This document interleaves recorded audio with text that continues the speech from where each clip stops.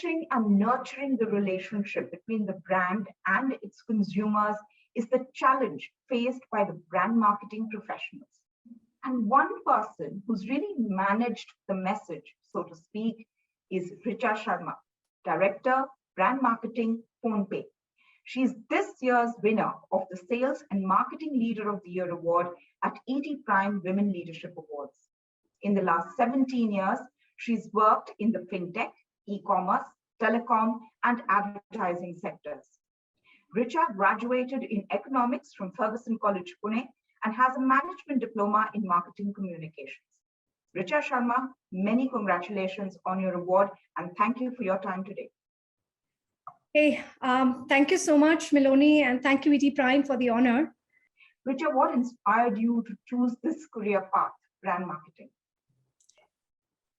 My childhood fascination with commercials and storytelling, actually, they nudged me to study marketing.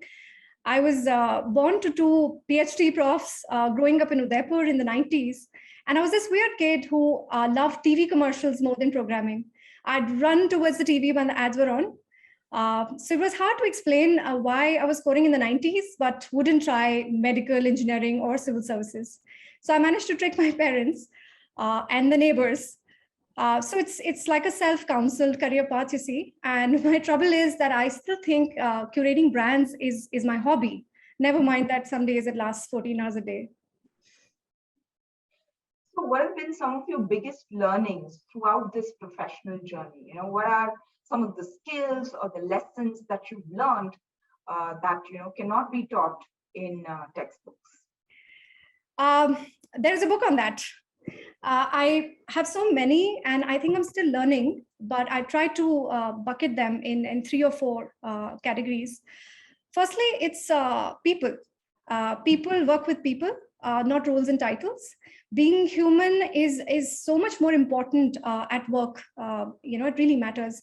Values like humility, empathy, coachability, integrity, being more self-aware about your flaws and honest communication, it really helps you with situations that you face on a daily basis at work. So how to focus on others, or let's say how to stay motivated, how to give an opinion with empathy, how to resolve conflicts and forgive people, and how to look at failures. I mean, these are all life lessons which I don't think any curriculum can cover. Yeah. Second is self-discovery. It's as though all schools prep you for this one-size-fits-all ambition. It's only when you are a few years into your career, you meet yourself. You realize your strengths, what you want to specialize in, what makes you unique, and then you don't follow the mob. You make career decisions based on where you are in your life stage. Is it work-life balance? Is it hunger for deep learning? Is it fast growth that you desire? So you could have a head of HR, a VP, or a manager, or an analyst from the same batch. It's about knowing what fulfills you and what fits your life goals, and it comes with time. Third, I think, is what I like to call corporate common sense. For example, when to delegate upward or downward, how to use the system to be more productive, why hire people better than you, when to take on more, when to say no, or how to set realistic expectations. You know, how to leverage your networks or the relationship that you build that help you succeed, how to negotiate so that it's a win-win on both sides. And last, I think very relevant to this conversation, because it's about understanding what leadership is about. And it comes with time, that it's not authority, that sometimes it's about rolling up your sleeves and showing up with enthusiasm every day. And sometimes it's just hiring the best people and getting out of the way. So it's, you know, you could be setting the blueprint of a mission, but you might not take any credit for the job when the job gets done. When to trust your instincts, when to speak last. Leadership is so much about you, and it's also not about you, right? Having said that, I think these realizations come with time, painful effort, and failures. No one's got it all figured out. I mean, just because I've listed them doesn't mean that I've got it figured out. So be kind to yourself and to all others around you. Very well said. PhonePe is a company that's done incredibly well since its launch. You know, it's also the first UPI app which has crossed 1 billion transactions. So, you know, how is it that you guys have navigated the pandemic? What were the challenges that you faced when it came to engaging customers? So firstly, our monthly transactions have crossed 2 billion now. Oh, wow. Last 2 years have been very trying for us, all of us, right? The world suddenly got thrown into the washing machine and it washed away a lot of things but the virus. But these years also have been the very defining years which made digital payments and services very, very relevant in everyday life. We had so much adoption from these 60 plus folks, right?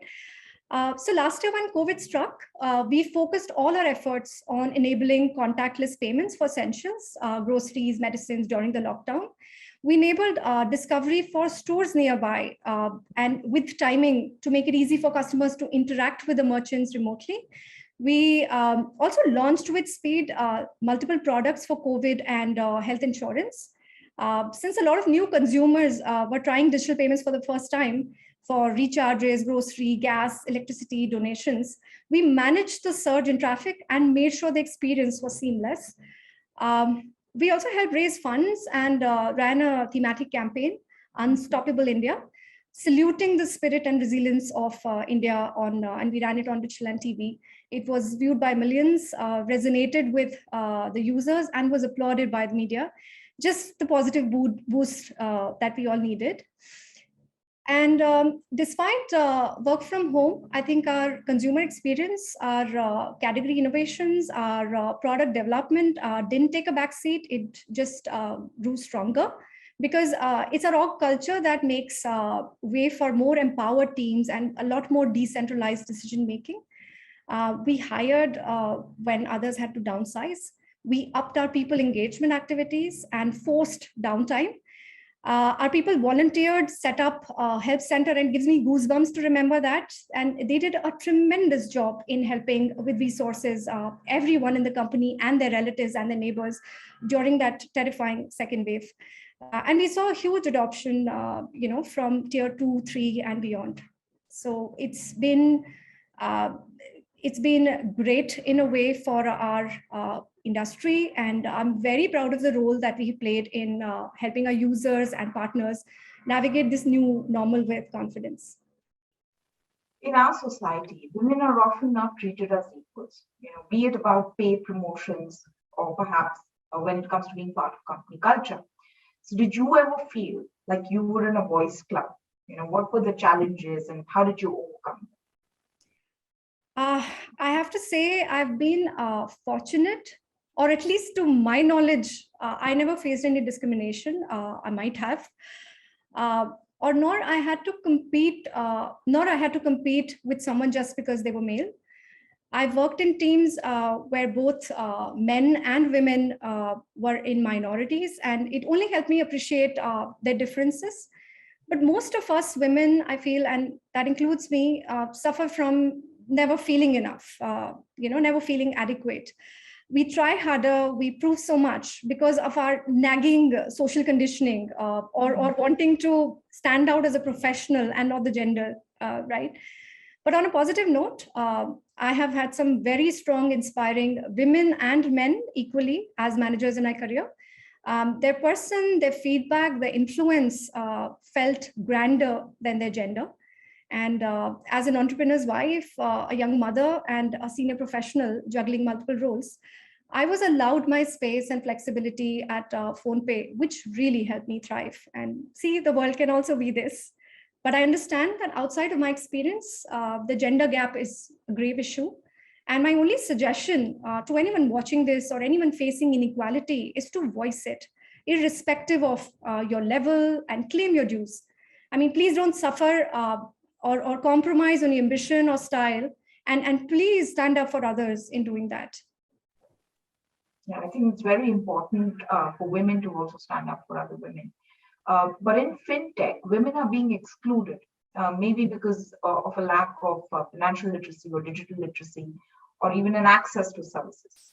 So how important is financial and digital inclusion according to you? And how can we fast track it? So at PhonePe, we exist to drive financial inclusion and progress for everyone. And we can't move ahead if half of us are left behind. While I know it's not 50, we have a fair share of women among our users. But broadly, it's a big challenge in India. I think you named some reasons, and I think lesser women in workforce, lesser financial independence, or exclusion from decision-making, financial decision-making, patriarchy, lack of access to smartphones or to digital literacy. I mean, they're all behind it.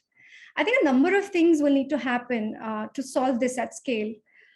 First of all, our tech will need to power digital payments on millions of feature phones. And I think there we would have had it unlocked. We'll need to build simple and easy UI UX that are inclusive by design in vernacular to include women from the smallest of towns. Or we'll have to continue educating the users and our merchants on safe transactions, giving them the confidence and gaining their trust. So I think in a nutshell, we'll need a combination of forces of policy, technology, and education. And this will have to be an effort at an ecosystem level.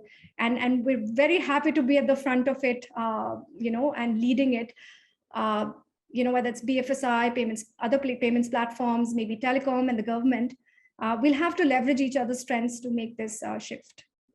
Richa, are there vignettes from your long journey, and you worked across so many sectors, that you'd like to share with us? As a brand marketing leader, I've been blending corporate consumers and creativity for 17 years now. I found myself in one gold rush after another, from telecom, e-commerce, and fintech, where I was trusted with helping build brands like Vodafone, Flipkart, and PhonePe now that are household names today. While my career sort of chose me, I always followed my gut and chose the organizations or the brands I wanted to work with. And it was quite daunting because when you do that, when you're in your 20s, you've barely seen the world, but you go with a little bit of your gut, right? So I joined Hutch, which soon became Vodafone in a big way. I was part of the core team behind making Vodafone one of the most admired brands in the country. And it's many award-winning campaigns like the Vodafone Pug and the iconic Zuzus. The learning was immense. I was just a cog in the wheel, but I had my many firsts there. I was easily 40 campaigns old, when I left. I call it my brand varsity. Marriage then brought me to Bangalore. I was so set on joining Flipkart and this is before they became huge. I waited for months for it to happen. I rejected all my other options. Isn't it amazing when a brand pulls your their future employees like that? I led brand development during years when the marketing was being founded. And really grew professionally there, made lifelong friends. I found exposure to leadership skills there, got a lot of opportunities to lead ambiguous charters. It was my first startup experience, but it was hard. I had many ups and downs, but it toughened me up, and I'm very grateful for that. Then I joined PhonePe, India's top payments and financial services platform, which doesn't need this introduction today. To lead their brand marketing strategy. And though I was a fintech noob, I was smitten by their mission and potential and their people.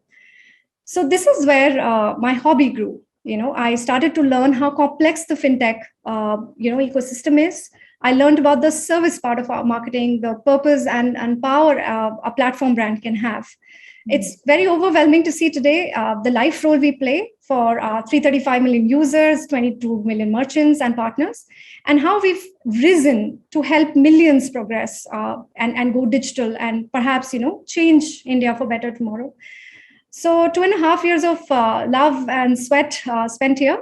And I've built a powerhouse team that now takes care of everything, consumer adoption, brand growth, insights, and media. And I owe everything to them and our founders, Sameer and Rahul, and my very, very talented but very humble colleagues. Well, that's a very, very interesting journey, Richa, and we wish you many successes in everything that you do. Thank you so much. Thank you.